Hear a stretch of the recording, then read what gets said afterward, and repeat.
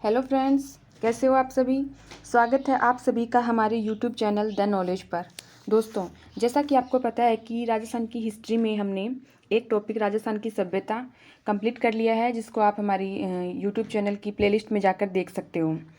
और दूसरा टॉपिक जो स्टार्ट कर रखा है वो है चौहान वंश, जिसमें हमने इसका एक पार्ट कर लिया है अजमेर के चौहान। आज हम जो इससे अगला पार्ट है उसको करेंगे।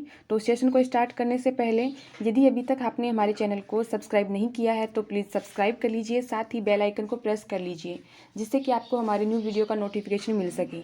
साथ ही वीडियो को ज़्यादा से ज़्यादा दोस्तों को शेयर करें, लाइक करें, जिससे कि इसका लाभ सभी को मिल सके। तो चलिए ये स्टार्ट करते हैं आज का सेशन।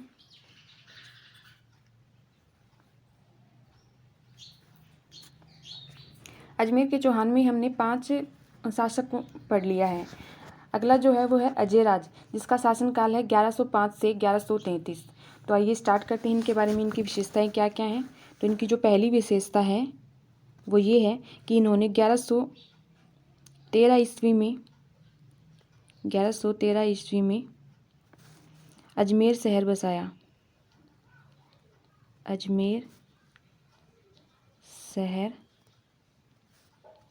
बसाया।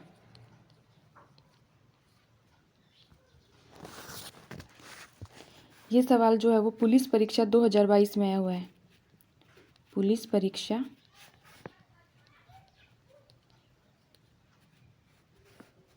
2022 में।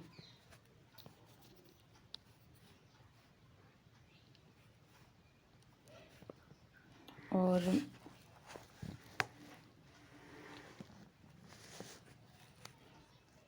अजय राज ने राजधानी किसको बनाया?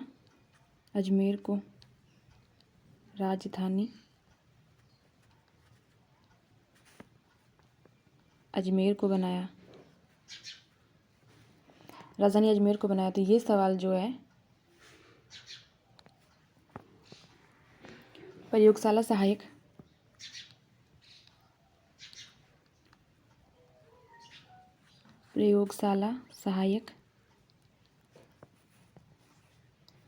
गृह विज्ञान प्रयोगशाला सहायक गृह विज्ञान की जो एग्ज़ाम हुई थी 2022 में, उसमें ये सवाल पूछा गया था कि अजमेर नगर की स्थापना से पहले अजमेर के चौहानों की राजधानी कौन सी थी। तो इसमें पहले राजधानी जो थी वो थी सांबर। पहले राजधानी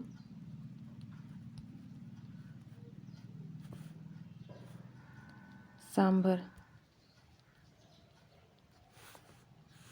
तो ये सवाल पूछा गया था कि अजमेर की स्थापना से पहले अजमेर के चौहानों की राजधानी कौन सी थी। तो वो थी सांबर।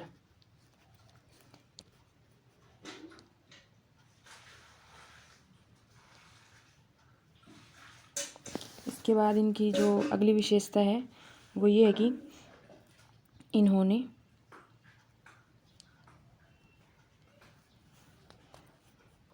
चांदी के सिक्के चलाए। चांदी के सिक्के अजय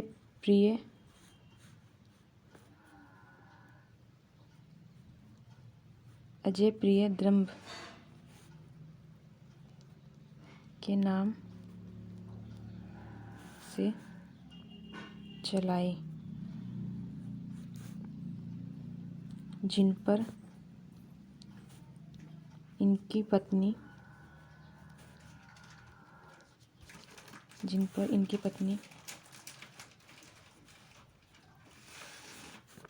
सोमल देवी का नाम अंकित है।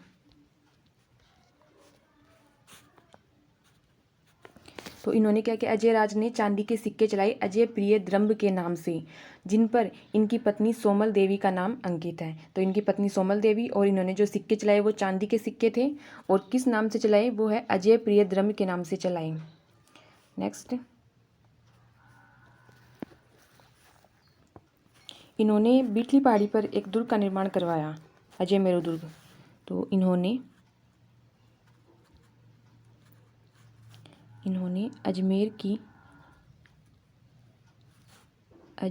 की बीठली पहाड़ी पर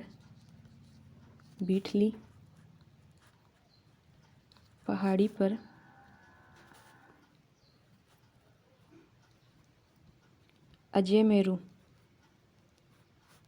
मेरू दुर्ग का निर्माण करवाया।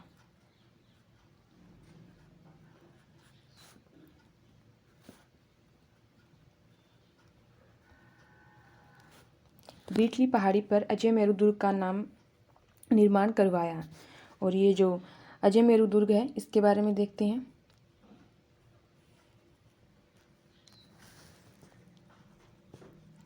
अजय मेरू दुर्ग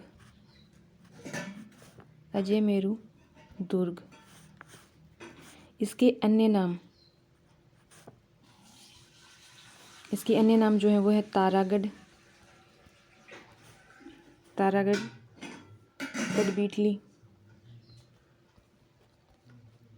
गढ़बीठली और इसके अलावा राजस्थान का जिब्राल्टर।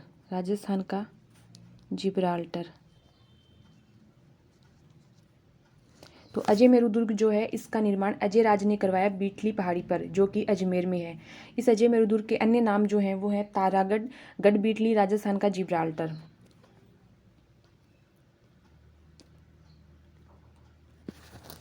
अगली जो विशेषता है वो ये है कि मेवाड़ के शासक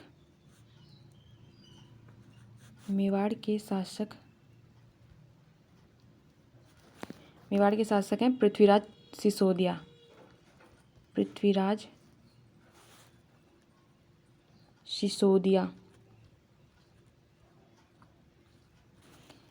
सिसोदिया इनका अन्य नाम जो है वो है उड़ना राजकुमार।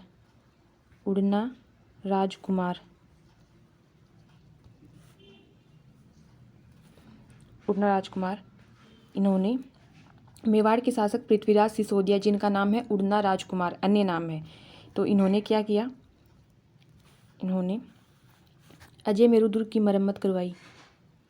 अजय मेरू दुर्ग की मरम्मत करवाई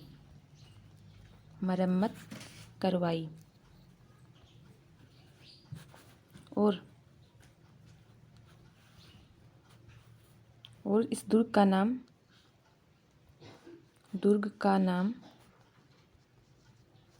अपनी पत्नी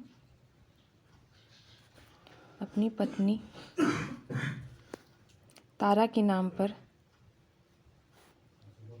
तारागढ़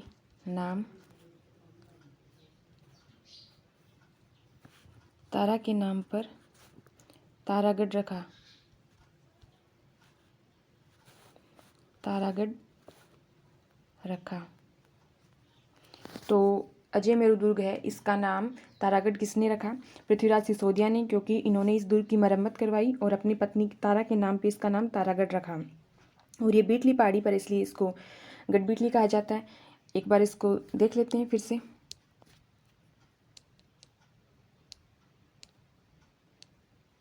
अजय राज, इनका जो शासनकाल है वो 1105 से 1133 है। 1113 ईस्वी में इन्होंने अजमेर शहर को बसाया। जो ये पुलिस परीक्षा 2022 में ये क्वेश्चन पूछा गया है। फिर उसके बाद में इन्होंने राजधानी अजमेर को बनाया। तो प्रयोगशाला सहायक गृह विज्ञान 2022 में जो एग्जाम हुई थी उसमें ये सवाल पूछा गया था कि अजमेर के चौहानों की अजमेर से पहले राजधानी कौन सी थी? तो अजमेर से पहले राजधानी थी सांबर। उसके बाद में नेक्स्ट जो है, अजय राज ने चांदी के सिक्के चलाए अजय प्रियद्रम्ब के नाम से, और जिन पर इनकी पत्नी सोमल देवी का नाम अंकित है। उसके बाद अजमेर की जो बीठली पहाड़ी है उस पर अजय मेरू दुर्ग का निर्माण करवाया।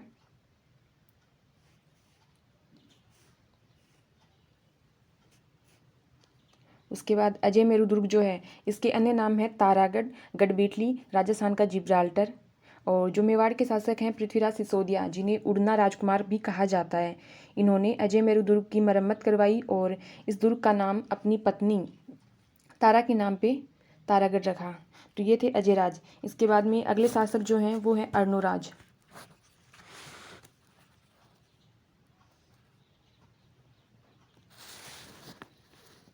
7 नंबर के शासक हैं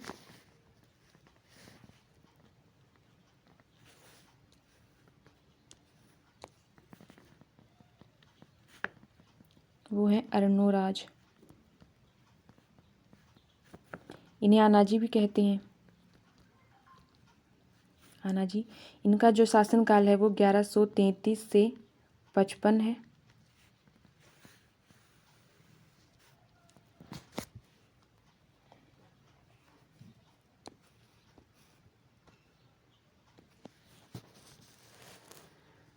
तो इनके बारे में जो खास बात है तो उनको जानते हैं। तो सबसे पहले इन्होंने क्या किया, इन्होंने अजमेर में आना सागर झील का निर्माण करवाया।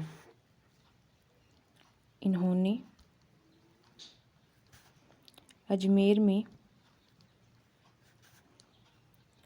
में आना सागर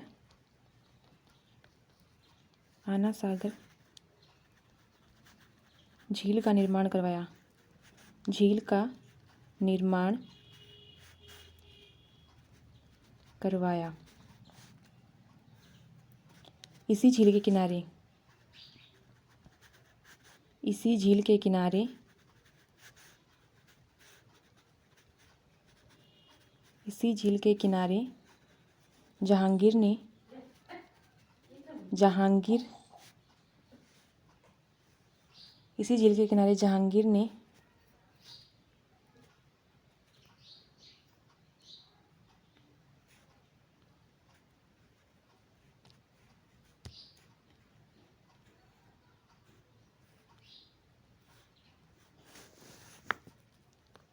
जहांगीर ने सुभाष उद्यान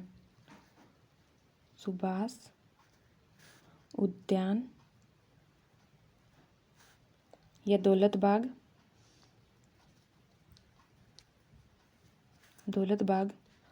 का निर्माण करवाया।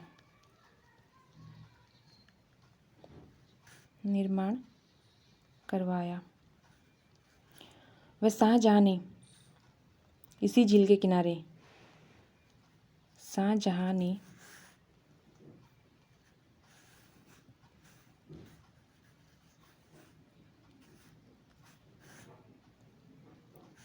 12 दरी छतरी का निर्माण करवाया।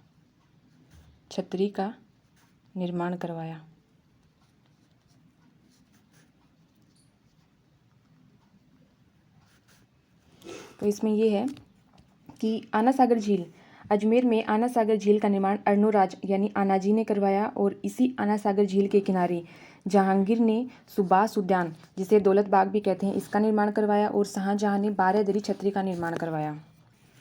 इसके बाद नेक्स्ट,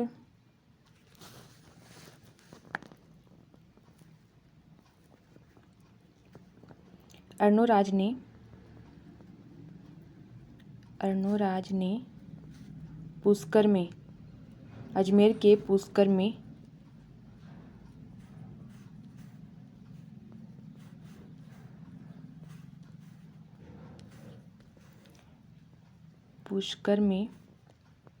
वराह मंदिर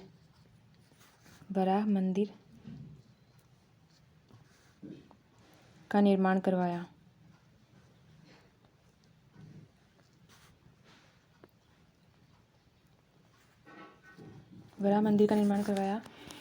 ये जो सवाल है ये सेकंड ग्रेड में पूछा गया है, सेकंड ग्रेड।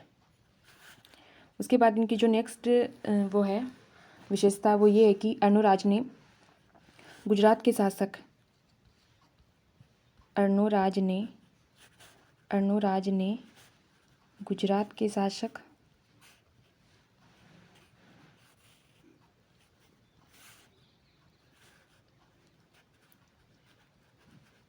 गुजरात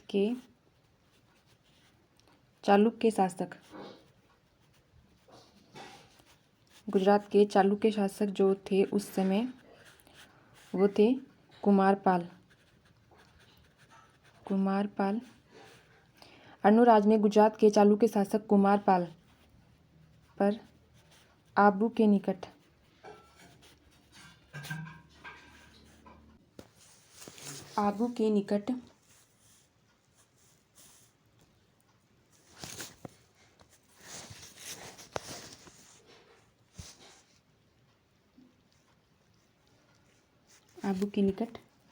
आक्रमण किया।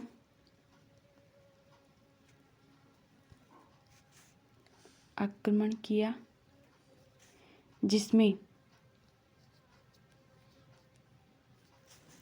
कुमारपाल की जीत हुई, जिसमें कुमारपाल की जीत हुई।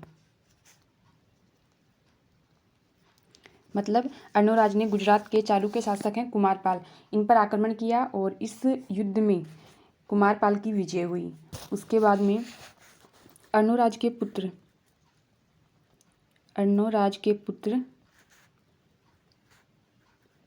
पुत्र का नाम था जगदेव। तो अर्णोराज के पुत्र जगदेव ने अर्णोराज की हत्या की। अर्णोराज की हत्या की। इसलिए जगदेव को पितृहंता कहा गया।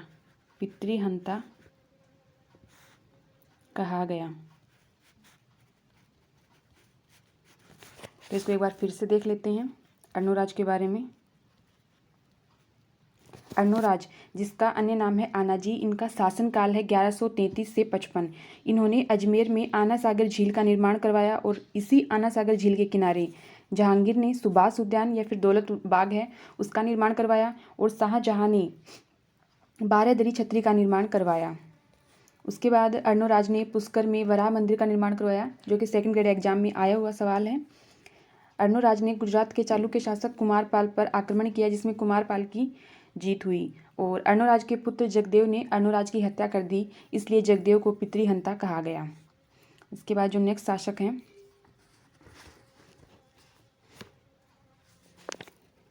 अर्णोराज के बाद में है विग्रहराज चतुर्थ।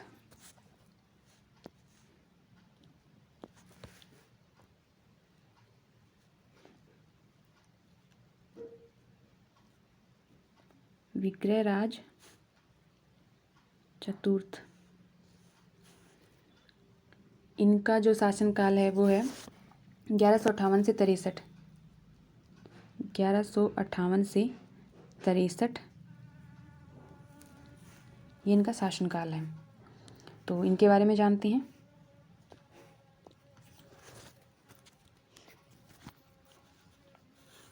सबसे पहले तो इनका जो अन्य नाम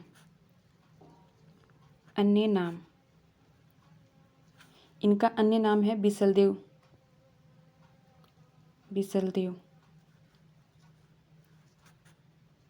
उसके बाद में इनका जो काल है वो चौहानों का स्वर्ण काल।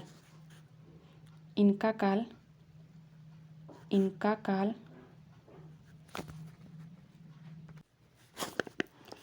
काल है उसको चौहानों का स्वर्णिम काल कहा जाता है। इनका काल चौहानों का स्वर्णिम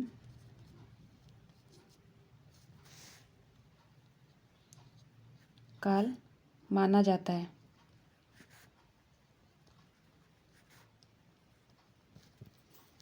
इनके काल को चौहानों का स्वर्णिम काल माना जाता है। और इनके अलावा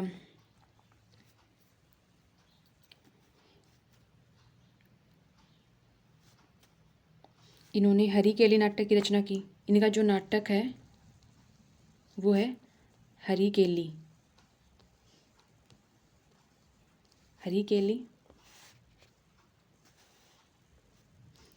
और इन्हें कवि बांधव भी कहा जाता है।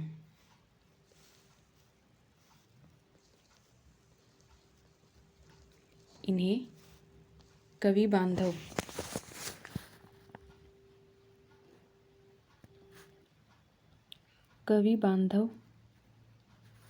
या कटी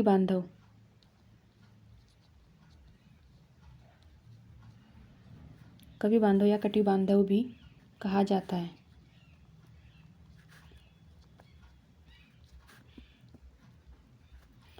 साथ ही इन्होंने अजमेर में सरस्वती कंठाभरण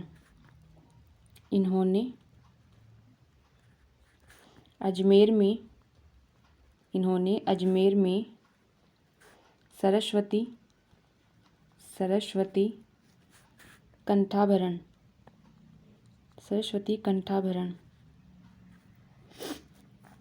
नामक सरस्वती कंठाभरण नामक संस्कृत पाठशाला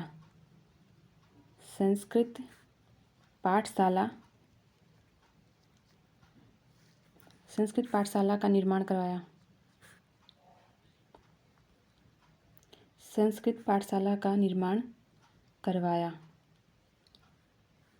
इन्होंने एक संस्कृत पाठशाला का निर्माण करवाया सरस्वती कंठाभरण के नाम से। इसी पाठशाला को कुतुबुद्दीन ऐबक ने तुड़वा दिया, जिसे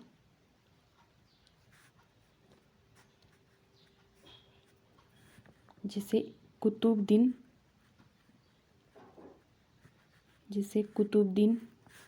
ऐबक ने तुड़वा दिया। और उसकी जगह पर उसके स्थान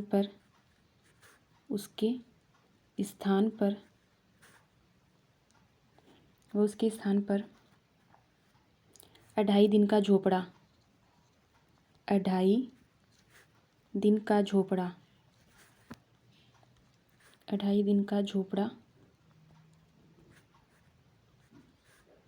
बनवाया। जो संस्कृत पाठशाला थी सरस्वती कंठाभरण के नाम से, उसको तुड़वा दिया कुतुबुद्दीन ऐबक ने और उसकी जगह पे अढ़ाई दिन का झोपड़ा बनवाया। और यहीं पर पंजाब के शाह संत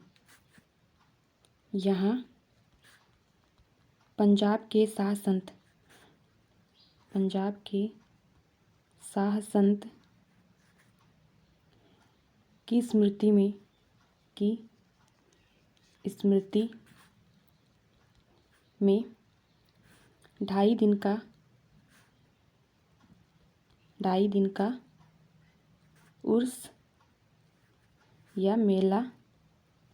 ढाई दिन का उर्स या मेला लगता है। तो जो सरस्वती कंठाभरण के नाम से इन्होंने संस्कृत पाठशाला का निर्माण करवाया, उसको कुतुबुद्दीन ऐबक ने तुड़वा दिया और उसके जगह पे अढ़ाई दिन का झोपड़ा बनवाया। और यहीं पे पंजाब के शाह संत की स्मृति में ढाई दिन का उर्स या मेला लगता है। इनके दरबारी कवि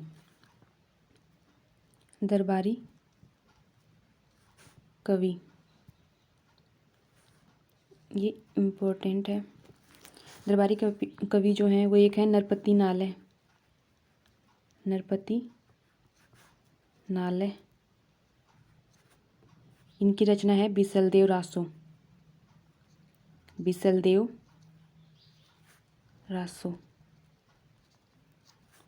और जो दूसरे हैं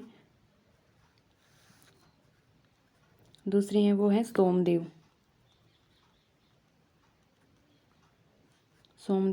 इनकी रचना है ललित विग्रह राज।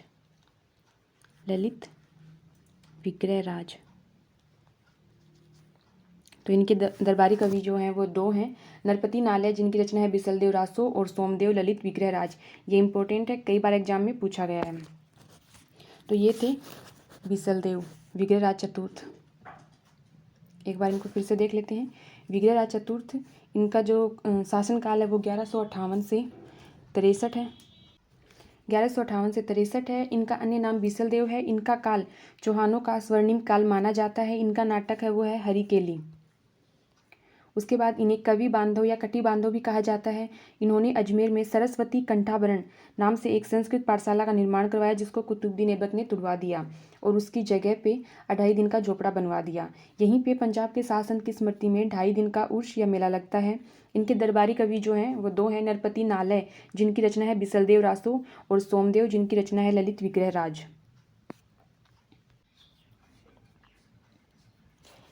इनके बारे में ये जो आजकल सिर्फ रचना ही नहीं पूछते हैं, उनके बारे में उनकी डिटेल्स भी पूछ ली जाती है। तो बिसलदेव रासो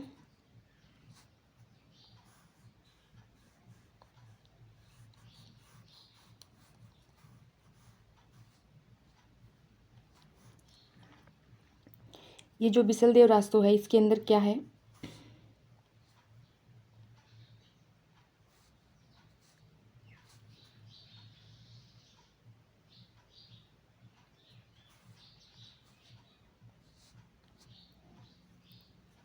बिसलदेव रासो में विग्रहराज चतुर्थ और उनकी रानी राजमती की प्रेम कहानी है। इसमें विग्रहराज चतुर्थ व रानी राजमती की प्रेम कहानी।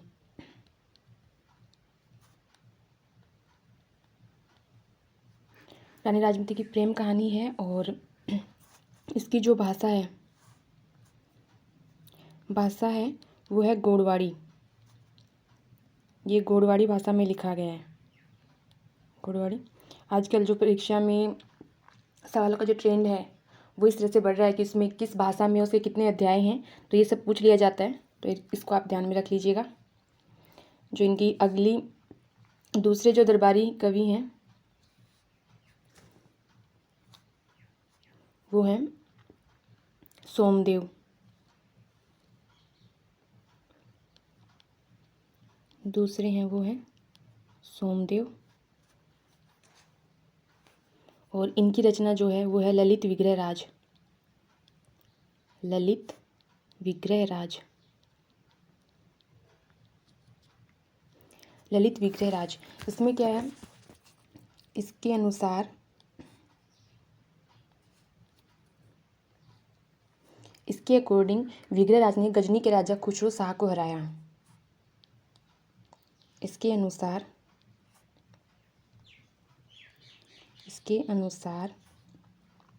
विग्रहराज ने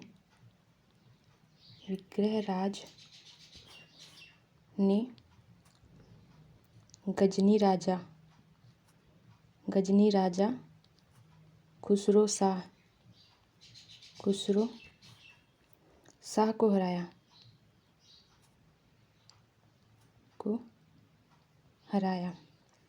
तो ये थे इनके दरबारी कवि और उनकी रचनाएं और उन रचनाओं में क्या क्या है।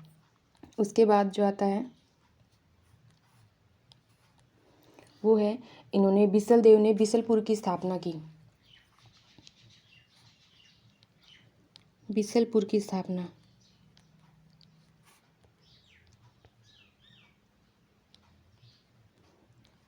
की स्थापना की जो कि, और यहाँ पे क्या है, टोंक में बिसलपुर सागर बांध बना हुआ है।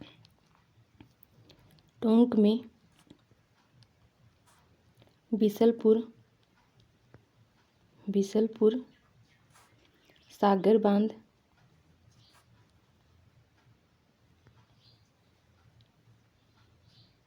टोंक में है बिसलपुर सागर बांध। इसके अलावा इन्होंने क्या किया, इन्होंने ज्वालीपुर का नाम बदल के ज्वालापुर कर दिया। ज्वालीपुर, इसका नाम क्या कर दिया, इसका नाम कर दिया ज्वालापुर। ज्वालीपुर का नाम बदल के ज्वालापुर कर दिया। और इसके अलावा इनके काल में दिल्ली में शिवालिक स्तंभ अभिलेख का उत्कीर्ण करवाया गया। इनके काल में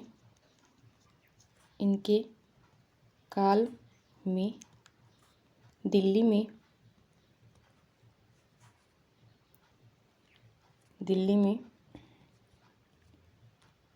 शिवालिक स्तंभ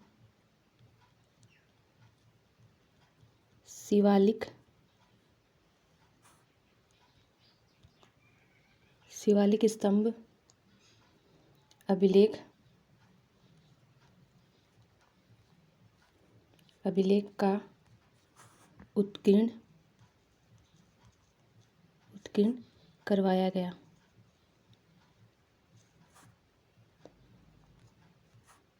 तो ये थे बिसलदेव विग्रहराज चतुर्थ। एक बार फिर से देख लेते हैं इनको।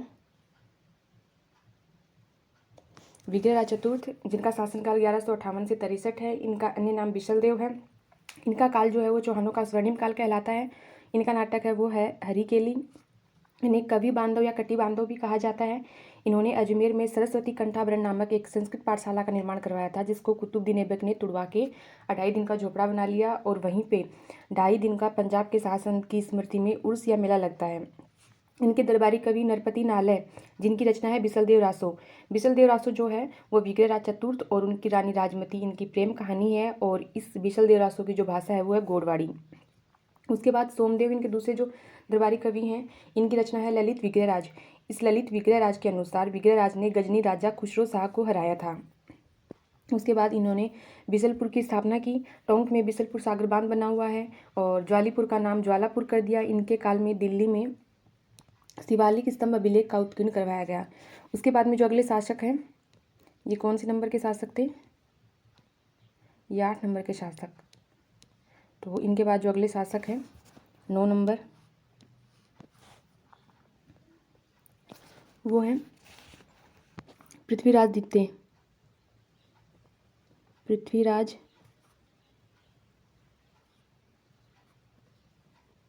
द्वितीय।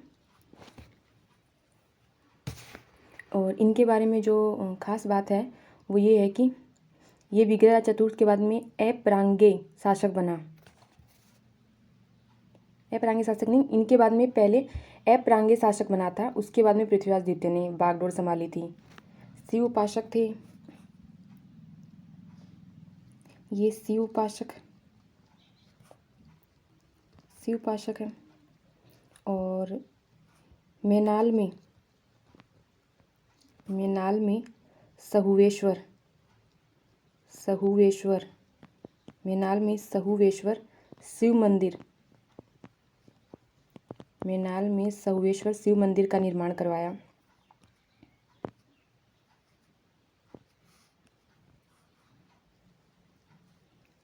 करवाया।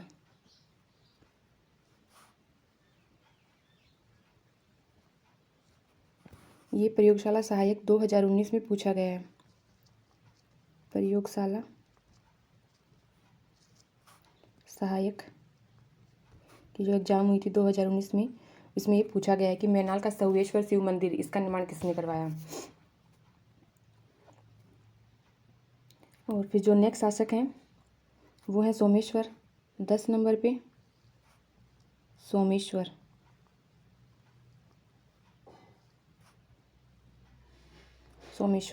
तो इनके बारे में खास बात, ये जो पृथ्वीराज द्वितीय हैं इनके कोई संतान नहीं थी। तो इनके बाद में शासक जो बने वो इनके चाचा सोमेश्वर बने, जो कि अर्णोराज के पुत्र थे। तो इनकी जो उपाधि है, सोमेश्वर की उपाधि, इनकी उपाधि है प्रतापगढ़ेश्वर। ये इनकी उपाधि है। इनका विवाह जो हुआ वो कलचुरी की राजकुमारी से हुआ। विवाह कर्पूरी देवी से। कर्पूरी देवी के साथ विवाह हुआ, जो कि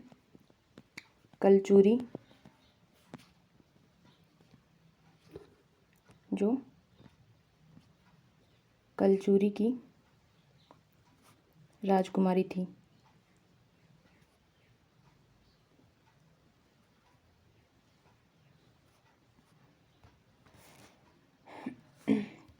इन्हीं के समय में जो बिजोलिया अभिलेख है वो मिला। इनके पुत्र, अगर इनके पुत्र की बात की जाए, पुत्र जो हैं वो है पृथ्वीराज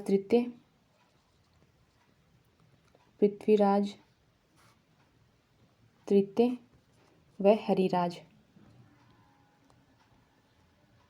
ये इनके पुत्र हैं। और इनके समय में बिजोलिया अभिलेख मिला। इनके समय का बिजोलिया अभिलेख,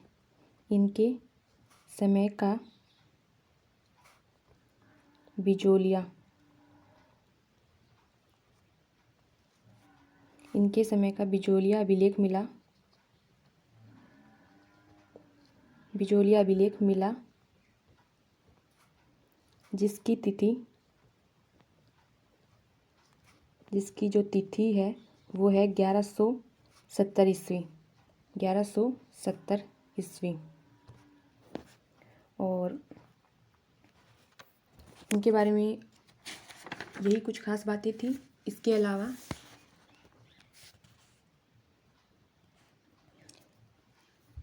अलावा ये कि धार्मिक दृष्टि से सहिष्णु थे और इन्होंने जैन धर्म के प्रचार प्रसार के लिए कार्य किया, तो ये कुछ इम्पोर्टेंट नहीं है। इनके पुत्र पृथ्वीराज तृतीय। इनके बाद जो अगले शासक हैं वो है पृथ्वीराज तृतीय, तो उसके बारे में हम इसके अगले पार्ट में पढ़ेंगे।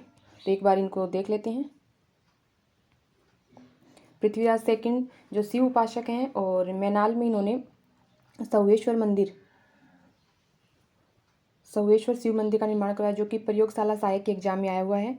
फिर उसके बाद में सोमेश्वर, इनको उपाधि प्रतापगढ़ेश्वर, इनका विवाह कर्पूरी देवी से हुआ जो कलचुरी की राजकुमारी हैं। और इनके पुत्र पृथ्वीराज तृतीय और हरिराज हैं। इनके समय का जो बिजोलिया अभिलेख है वो मिला, जिसकी तिथि 1170 ईस्वी है। और तो ये थे। तो आज हमने जिन जिन शासकों के बारे में पढ़ा है उनको एक बार, सबसे पहले हमने अजय राज के बारे में पढ़ा। उसके बाद अर्णोराज, जिन्हें आनाजी भी कहते हैं। अर्णोराज के बाद में विग्रहराज चतुर्थ, जिनको बिसल देव भी कहते हैं। और उनके बाद में पढ़ा हमने पृथ्वीराज सेकंड, और उनके बाद में सोमेश्वर। तो आज हमने 5 शासकों के बारे में अध्ययन किया है। ये वीडियो आपको कैसा लगा कमेंट सेक्शन में जाके कमेंट करके ज़रूर बताएं। साथ ही वीडियो को ज़्यादा से ज़्यादा दोस्तों को शेयर करिए, लाइक करिए, सब्सक्राइब करिए। और इससे अगला जो पार्ट है, नेक्स्ट पार्ट में उसको हम कंप्लीट कर लेंगे। नेक्स्ट पार्ट में ये हमारा टॉपिक जो है अजमेर के चौहान, वो कंप्लीट हो जाएगा। तो द नॉलेज टीम के साथ लगातार अपनी तैयारी को जारी रखिए। द नॉलेज टीम आपके साथ है। Thank you. Have a nice day.